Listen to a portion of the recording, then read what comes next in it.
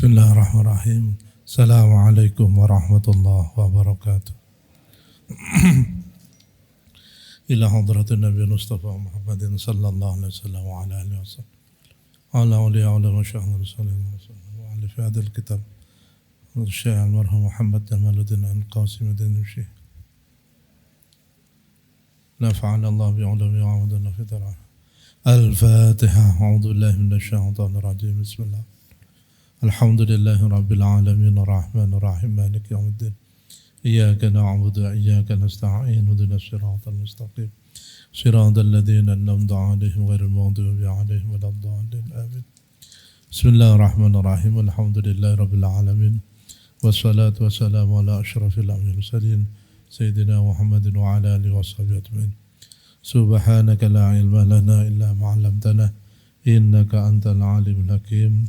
Rabbi syrah li sadri wa yassir li amri wa hlul 'uqdatam min lisani yafqahu qawli ma'bad. Qala al-mu'allif rahimallahu nafa'ana bihi wa bi 'ulumi fid daral amin.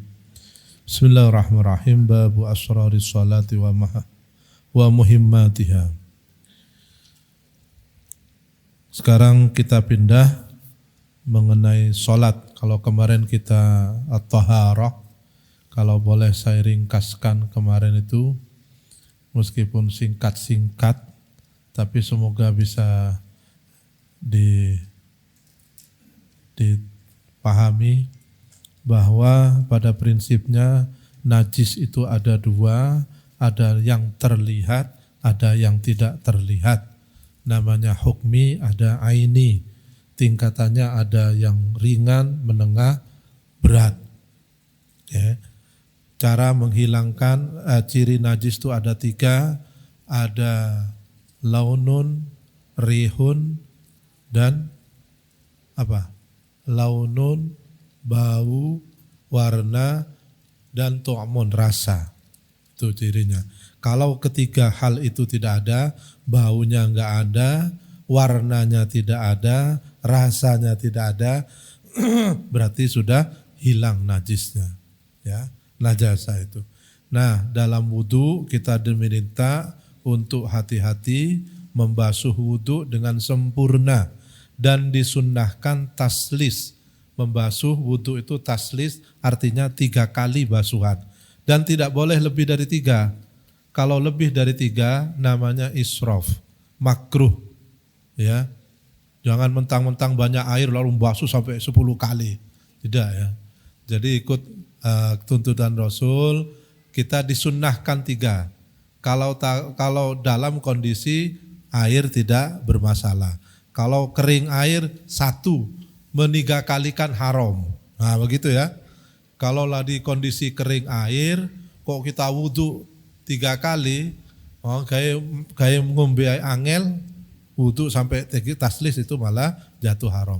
Itu namanya hukum Islam itu memang selalu berhubungan dengan konteks keadaan. Sehingga yaduru ma'illati wujudan adaman, Islam itu menjadi sholihun likulli zaman wa makan. Karena tidak kaku, Islam itu tidak kaku. Mengikuti konteks keadaannya. Ya. Kalau kondisi kering air, ya jangan pakai 3 kali. Itu sunnah kalau kondisi tidak kering air. Tapi tidak boleh juga meskipun berlebihan air, jangan israf. Lebih dari hitungan 3 kali itu namanya israf, makruh. Dilanjutkan jadi haram. Dalam wudu, dan pada prinsipnya taharah itu yang dikehendaki oleh Imam Ghazali dan kemudian oleh Imam Jamaluddin Al-Qasimi ad-Dimashqi ini, kita itu bersih, kalau bisa tingkatan naiklah. Jangan hanya bersih tubuh saja, anil hadas. Jangan hanya bersih wajah. Kalau wudu kita sudah selesai mengusap menggunakan rukun syarat wudu, itu baru di permukaan. Kalau bisa, karena kita taharah itu bersih, itu hakikatnya mau untuk menghadap yang maha bersih, yang maha suci, maka hati kita juga diusahakan suci. Mengusap wajah, kita maknai mengusap seluruh dosa-dosa yang ada di wajah kita, dosa mata, dosa hidung, dosa mulut, itu kan tempat dosa yang maksimal semua di wajah itu. Gitu. Dosa paling maksimal itu di wajah itu memang. Ya, mata, mulut, hidung, terus telinga, tangan. Nah, ibaratnya kita itu kedatangan bertamu, maka kita harus bersihkan semua. Sekarang kita masuk asrarus shalah wa muhimmatiha, tentang rahasia salat. Di sini asrarus shalah wa muhimmat as-salatu imaduddin wa isamul yakin wa sayyadatul qurbat wa urratut ta'at wa qadis tusibat usuluhu wa furu'uhu fi fannil fiqh fatanqasiru huna ala ma la budda minhu al-murid min a'maliha asrariha al-batinah. Salat ini merupakan pokok agama. Seorang muslim diukur dari salatnya. Sudah tidak bisa dibohongi. Mau salatnya seperti apa, itu manusia bisa tahu, meskipun kita tidak pernah tahu orang itu khusyuk apa enggak. Tapi orang bisa kelihatan itu sholat apa tidak, dari apa? Dari kelakuan sehari-hari, perbuatan kita sehari-hari. Sholat itu hakikatnya adalah tiang dari agama, identitas keagamaan seseorang. Kalau orang sholatnya benar, berarti cara beragamanya benar. Kalau orang sholat rajin tapi maksiat rajin, berarti hakikatnya tidak sholat. Gitu ya. Aktif, sholatnya aktif, bahkan belum azan sudah sholat. Wah, saking aktifnya. Melebihi takmir masjid mungkin ya. Tidak bisa ditipu, karena harusnya as-sholat tanha anil fahsya wal munkar. Kita tidak dituntut harus khusyuk, tapi yang penting hudur, hadir. Hudur itu apa? Qad aflahal mu'minun alladzina hum fi sholatihim khashi'un. Bukan wailun lil musallin alladzina hum an sholatihim sahun. Jadi sholat itu hudur, tidak harus khusyuk. Hudur itu maknanya kita melepaskan semua ikatan kemanusiaan kita dengan makhluk Allah dan semata-mata kita sholat untuk Allah. Gak usah mau pameran sholat, nah itu jangan. Wailun lil musallina alladzina hum an sholatihim sahun. Jangan. Untuk sholat sudahlah. Apa sih ingin dipuji apa dari sholat itu? Wah, hebat dia, ahli sholat. Tidak perlu, itu yang harus kita hindari. Makanya sholat itu yang baik, ya diam-diam.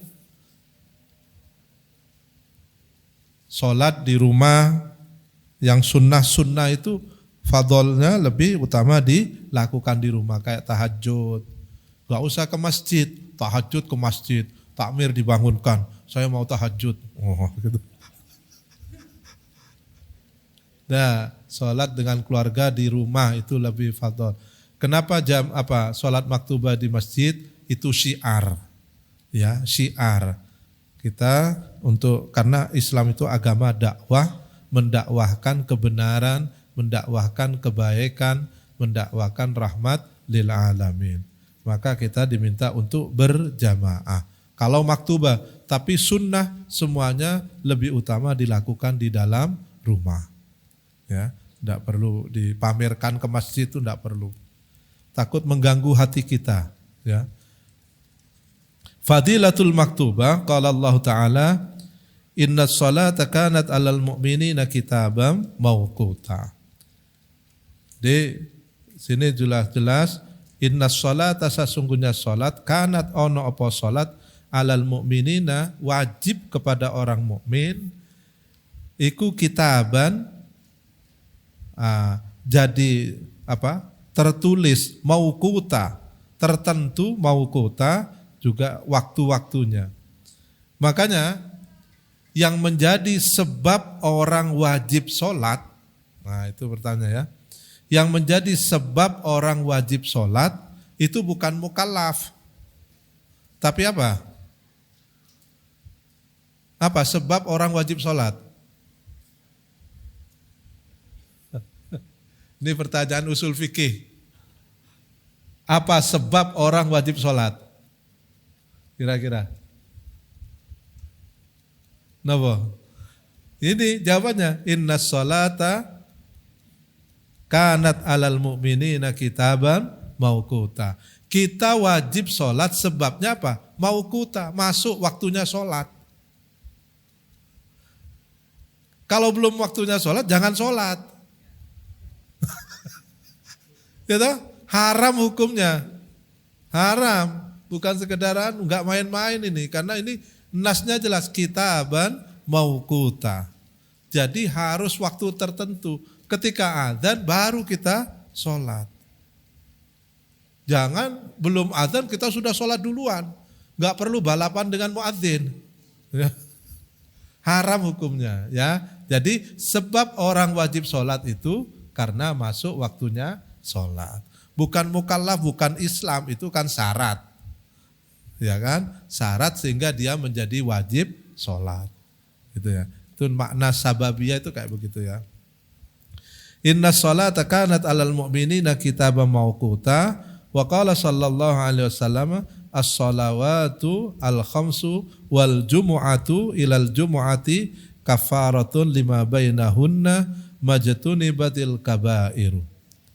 As-shalawatul khamsu tawi salat al-khamsu yang 5 wal jumu'atu dan salat Jumat ilal jumu'ati maring Jumat yang lain itu kafaratun akan menjadi pelebur dosa 5 maring dosa bainahunna antarane Jumat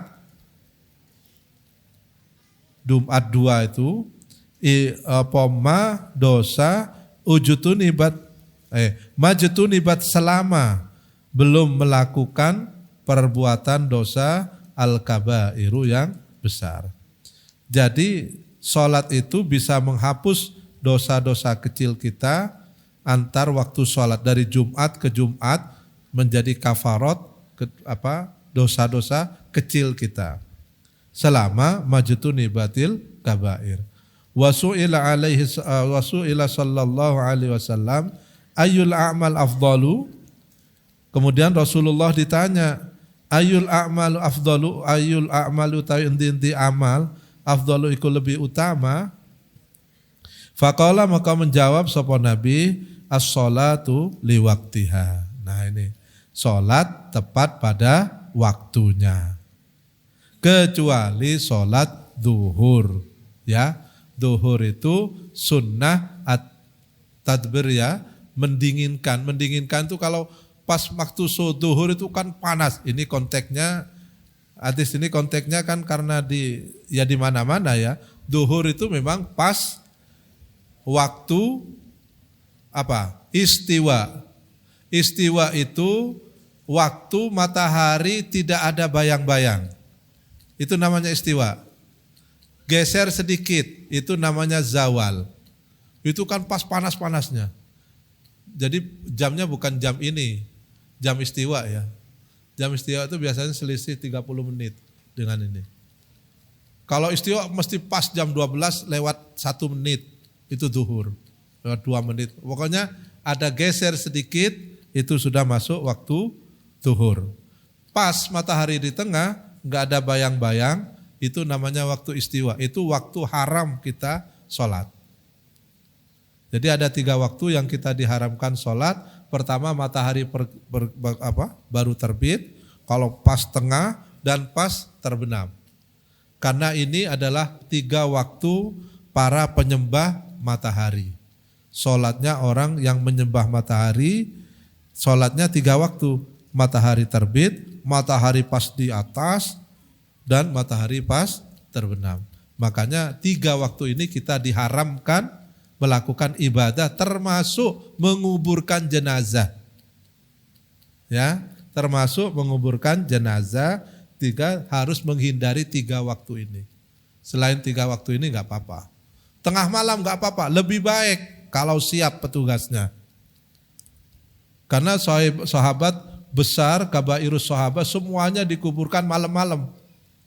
Siti Fatimah, Abu Bakar semuanya dikuburkan malam-malam. Cuman problemnya petugasnya siap enggak. Kalau siap itu lebih baik. Dan saya sampaikan juga di kampung saya, jangan sampai jenazah itu dibiarkan bermalam. Kenapa? Karena itu sudah pertama, menguburkan jenazah itu bagian dari fardu kifayah. Fardu kifayah itu artinya apa? Tanggungan sekampung itu. Mulai dari memandikan, ngafani, nyolati, nguburkan.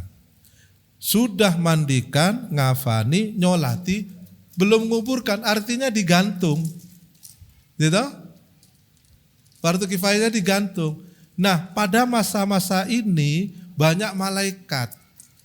Takutnya banyak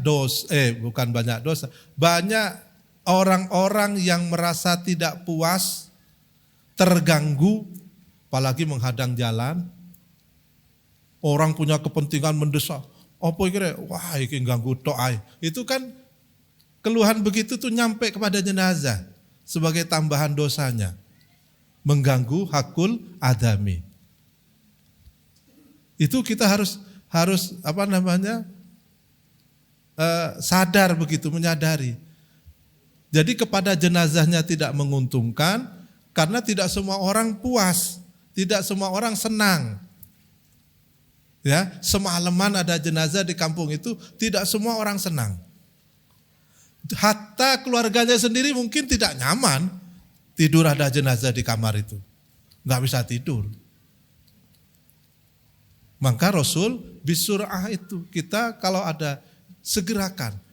Karena apa? Kalau jenazah itu baik, maka dia akan segera mendapatkan kebaikannya itu. Dan orang-orang masyarakat terlepas dari kifayahnya itu. Kalau jenazah itu kurang baik, bahasanya ala siwa dzalika, ghairi dzalika, kata Rasul, maka apa? Jenazah itu segera juga harus dikuburkan, jangan dibiarkan. Kenapa? Karena tanggungan dosanya akan ditanggung masyarakat yang hidup itu. Gitu loh. Jadi hak kita yang sebagai yang dapat hak kifayah itu mensegerakan, jangan dibiarkan.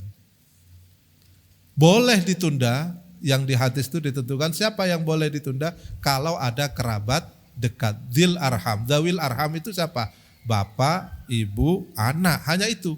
Paman, bude, bule, wabupo, mbahnya tetangga, enggak perlu ditunggu. Yang boleh ditunggu hanya bapak, ibu, anak. Hanya dzawil arham itu. Ya, kalau itu dianggap penting. Kalau misalnya maklum, mengikhlaskan, sudah tidak apa-apa. Karena kita menyegerakan itu lebih utama. Saya sampaikan di beberapa tempat, terutama di kampung saya sendiri, awal-awal itu begitu. Ya, makanya saya sampaikan, ya kita jujur saja kan, hadis Rasul itu luar biasa, sudah menangkap psikologi masyarakat itu sudah menangkap. Kalau bukan karena urgent betul, ada alasan betul, kayak misalnya di gurun pasir, kalau malam-malam banyak hewan liar, takut ditunda siang, masuk akal. Nah, atau karena memang problem yang muncul beberapa tempat tuh tidak ada petugasnya yang mau malam hari. Nah itu, ya itu memang ya tidak bisa tidak, mosok kita gali sendiri. Karena faktor itu ya, bukan kehendak kita, tapi diminimalisir, hendaknya kasihan jenazah, kasihan masyarakatnya, nggak usah mengganggu fasilitas umum, harus nyetop, harus jalan, karena banyak orang berkepentingan, termasuk mohon maaf pernah kejadian, ternyata Rasulullah luar biasa, saya langsung merasakan kejadiannya apa di kampung saya sendiri pernah. Kok dilalah anak saya pesan GoFood. Ya kan? Ya kan gak tahu apa-apa anak saya pesan. Lama gak nyampe-nyampe muter ternyata GoFoodnya. Kenapa? Itu dihadang jalannya. Wah, anak saya itu langsung kan keluar kan karena kesel dia kan. Lah itu semprotan begitu tuh nyampe ke jenazahnya. Nambah beban ke jenazahnya. Ya, itu contoh konkret. Maka hadis Rasul itu meminta kita untuk bisur'ah, untuk ayudfana jenazah itu. Karena itu. Wah, ini kok sampai ke jenazah bareng ini. Nah, inilah. Tidak boleh itu menjadi kafarat. As-salatu li waqtiha itu tadi salat semuanya sebaiknya ada ala waqtiha kecuali zuhur. Wa kana Abu Bakrin radhiyallahu anhu yaqul idza hadaratis salatu qumu ila narikum allati awqatumuha fa'atfi'uha. Ini bukan hadis tapi khabar. Khabar itu berarti dari sahabat. Kana sapa Abu Bakar radhiyallahu anhu yaqul sapa Abu Bakar idza hadarat ketika sudah masuk apa as-salatu kumu maka tegakkanlah kamu ila narikum moko ngadeg sapa sira ila narikum maring api kamu allati kang auqatumuha yang kamu hidupkan ing lati fa'adfi'uha. Maksudnya apa? Jangan sampai sholat menjadi kambing hitam. Nah, sholat memang yang terbaik adalah liwaktiha. Tapi ingat, Abu Bakar mengingatkan kita ketika waktu-waktu sholat, dengar adzan, maka periksa dulu kamarnya sebelum sholat. Kalau kamu menghidupkan LPG, matikan. Nah ini maksudnya. Jangan karena liwaktiha langsung brang, tapi kita lupa.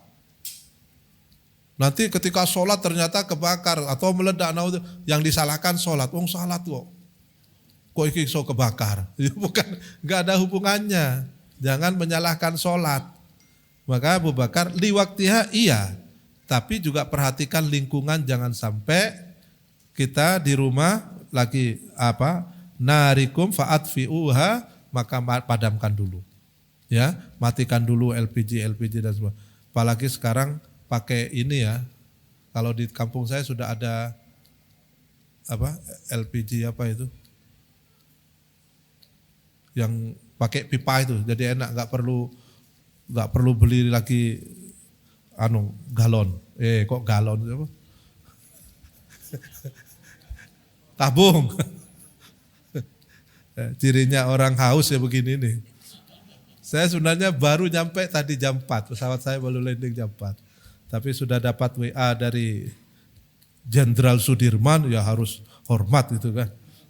Jenderal ya. Ada besarnya, jenderal besar. Ya. Jadi pesan utama, baik. Keutamaan sholat tadi disebutkan, dan sholat itu menjadi identitas. Kalau kita, jadi sholat tadi saya sebutkan, kalau kita sholat yang benar, maka sholat akan melindungi kita. Tapi sementara kalau sholatnya kita tidak benar, maka sholat itu justru akan menjerumuskan kita. Banyak tuh kejadian orang sholat tapi dia jauh dari Tuhan. Cirinya apa? Aktif sholat tapi aktif maksiat. Fadilatu itmamil arkan. Qala sallallahu alaihi wasallam man shalla salatan li waqtiha wa asbagha wudu'aha wa atamma ruku'aha wa sujudaha wa khushu'aha urijat wa hiya bayda'un musfarratun taqul hafizakallahu kama hafizani. Ini man shalla salatan li ghairi waqtiha wa lam yusbih wudu'aha wa lam yutimma ruku'aha wala sujudaha wala khushu'aha urijat wa hiya sauda'u mudlimatun taqul da'ayyakallahu kama dayya'tani hatta idza kanat haitsu sya'allah luffita kama yulaffu at-taubu al-khaliqa fayudrabu biha wajhuhu. Di sini disebutkan Rasulullah Muhammad sallallahu alaihi wasallam bersabda, man shalla sholatan li waqtiha wa asbagha wudu'aha, barang siapa yang sholat Sholat liwaktiha, waktunya, kemudian menyempurnakan wudunya, menyempurnakan rukuknya, sujudnya, khusyuk, maka dia akan keluar, khurijat, akan ditampakkan wajahnya baydha musfiratan. Salatnya itu akan nampak sebagai aura putih, ya, musfirah yang bersinar. Taqulu berkata sopo salat ini, salat yang kita lakukan akan berdoa, hafidhakallahu kama hafidhani. Kalau kita melakukan salat dengan benar, maka salat akan mendoakan kita. Semoga Allah menjagamu sebagaimana halnya kamu menjaga saya, ya. Tapi wa man shalla sholatan li ghairi waqtiha wa lam yusbi wudu'aha wa lam yutimma ruku'aha wa la sujudaha wa la khushu'aha urijat wa hiya sawda'u mudlimah. Sebaliknya kalau kita sholat tidak benar itu bisa jadi wudunya tidak sempurna, rukuknya tidak sempurna, atau niat kita yang tidak semestinya. Maka sholat akan berdoa kepada Allah, dayya'akallahu kama dayya'tani. Sholat pun akan berdoa kepada Allah, ya Allah tolong sia-siakan orang itu karena dia sebagaimana dia telah menyia-nyiakan pada diriku. Jadi apa maksudnya? Sholat itu kalau kita lakukan dengan benar dan baik, dia akan menjadi khaddam bagi kita. Khaddam itu artinya apa? Khaddam itu malaikat. Ya, kalau kita ibadah, Bapak Ibu, melakukan amal apa saja, tapi istiqomah ya, istiqomah itu ukurannya bukan sebulan 2 bulan. Kalau Ibu Bapak melakukan apa saja, istiqomah lebih dari setahun tak pernah ini, maka amalan soleh kita itu akan menjadi khaddam yang akan menjaga dan melindungi kita. Khaddam itu apa? Malaikat baik, malaikat yang Allah ciptakan atas dasar amal soleh yang terus menerus kita lakukan. Bapak Ibu sholat duha 2 rakaat minimal 4 lah ya, jangan medit-medit lah, 4 rakaat tapi istiqomah. Bapak Ibu puasa Senin Kemis tapi istiqomah, ukurannya minimal 1 tahun tidak pernah putus. Bapak Ibu apa? Baca sholawat. Bapak Ibu apa? Tasbih. Bapak Ibu apa saja. Amal yang Bapak Ibu lakukan tapi istiqomah, maka ainul karomah itu akan menjadi khaddam yang akan melindungi kita. Bentuknya apa? Kita akan setiap akan melakukan perbuatan tidak baik, ada yang menahan pada diri kita tanpa kita tahu. Moro-moro kita terhindar, moro-moro kita menjadi malas, nah itu semua itu kerjaan khaddam itu. Yang menjaga diri kita jangan sampai melakukan perbuatan-perbuatan maksiat kepada Allah. Nah, makanya kalau bisa Bapak Ibu punya amalan itu apapun tapi istiqomah. Gak usah banyak-banyak, baca Al-Quran sehari 1 makro, 1 halaman, tapi istiqomah. Pasti akan. Dan Bapak Ibu kalau sudah istiqomah cirinya apa? Akan didatangi mimpi. Biasanya ada juga yang gak bermimpi ya, tapi akan merasakan kehadiran khaddam dalam tubuh kita itu apa? Yaitu kita terhindar. Temannya sudah semuanya katut, kita menjadi tidak katut. Ada saja. Ya, ada saja. Kita dibelokkan, dijaga. Karena itu amal soleh kita. Itu hakikatnya amal soleh kita. Maka kita bertawassul itu maksudnya bertawassul dengan amal soleh. Bukan dengan orang, tapi dengan amal soleh yang kita lakukan. Baik, demikian yang bisa saya sampaikan. Wallahu a'lam bishawab. Semoga ada manfaatnya. Al-Fatihah. A'udzubillahi minasyaitonir rajim. Alaminir rahmanir rahim. Maliki yaumiddin. Iyyaka na'budu wa iyyaka nasta'in. Ihdinas siratal mustaqim. Siratal ladzina an'amta 'alaihim ghairil maghdubi 'alaihim. Assalamualaikum warahmatullahi wabarakatuh.